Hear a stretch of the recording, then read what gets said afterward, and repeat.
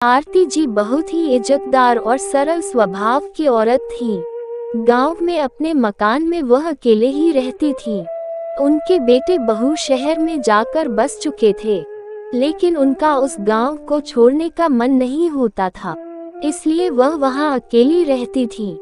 पति की मृत्यु के बाद सबने उन्हें बहुत समझाया कि वह बेटे बहू के साथ शहर चलकर रहें, लेकिन उन्होंने किसी की एक न मानी। गांव में इतने साल रहने के बाद एक अजीब सा रिश्ता जो बन गया था। उस गांव से वह रोज मंदिर जाती थी। रोजाना की तरह एक दिन वह मंदिर जाकर आ रही थी तो संतुलन बिगड़ने की वजह से वह गिर पड़ी। गांव वालों ने उन्हें उठाया, पानी पिलाया और समझाया कि अब इस उम्र में अकेले रहना ठीक नहीं है।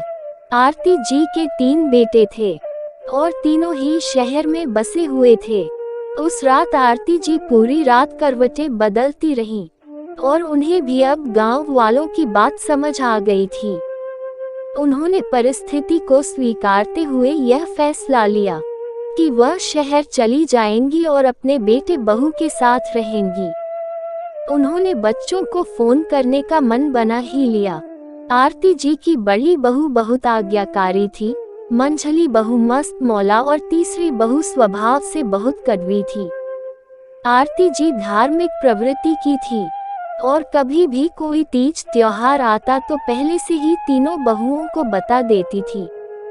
बड़ी बहू और मझली बहू तो बहुत खुशी खुशी व्रत करती थी, लेकिन छोटी बहू कभी भी उनकी बात नहीं मानती थी और कहती कि आप मुझे फोर्स करके व्रत रखवा कर सारे त्योहार का मजा किरकिरा कर देती हो।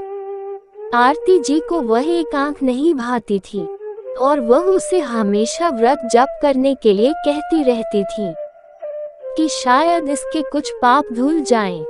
दोनों की किसी न किसी बात पर रोज बहस हो ही जाती थी। तो एक दिन आरती जी को बहुत गुस्सा आया और उन्होंने कहा, तू क्या सोचती है कि बुढ़ापे में मैं तेरा आसरा लूंगी, मर जाऊंगी पर तेरे पास कभी नहीं आऊंगी। आरती जी ने बड़ी आस के साथ सबसे पहला फोन अपनी बड़ी बहू को लगाया और बोली, मैं गिर गई हूँ और आजकल ऐसा कई बार हो गया है, तो मैं सोच रही थी कि तुम्हारे पास आ जाऊं। बड़ी बहू ने सुनते ही कहा, अभी नवरात्रे चल रहे हैं, मंजी और मैं नवरात्रों में नंगे पांव रहती हूँ और किसी का छुआ भी नहीं खाती, तो अभी नहीं।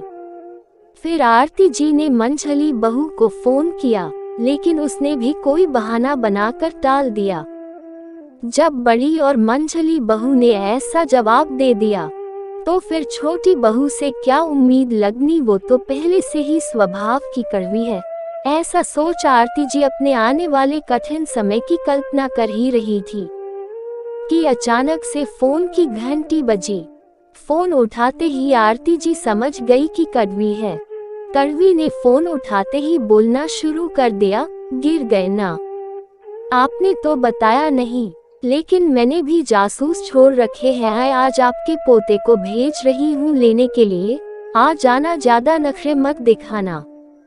आरती जी कड़वी की बातें सुनकर हैरान थी और बोली, क्या तुझे मेरी कही बातें याद नहीं है? तू भूल गई कि मैंने तुझे कहा था कि मैं मर जाऊंगी पर तेरे पास नहीं आऊंगी?